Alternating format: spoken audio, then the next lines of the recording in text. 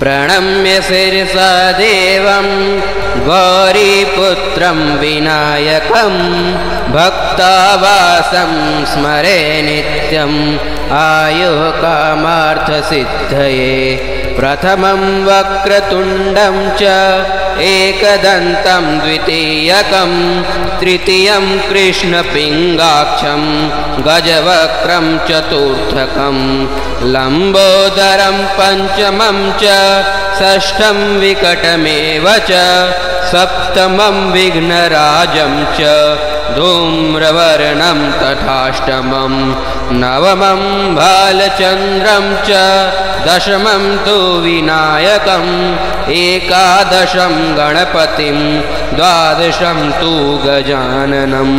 द्वादशैतानि नामानि त्रिसन्ध्यं यः पठेन्नरः न च विघ्नभयं तस्य सर्वसिद्धिं करं प्रभो। विद्यार्थी लभते विद्यां धनार्थी लभते धनं पुत्रार्थी लभते पुत्रान् मोक्षार्थी लभते गतिं।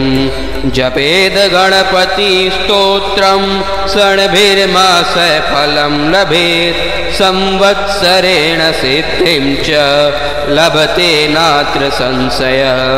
अष्टभ्यो ब्राह्मणेभ्यश्च लिखित्वा यः समर्पयेत् तस्य विद्या भवेत् सर्वा गणेशस्य प्रसादतः।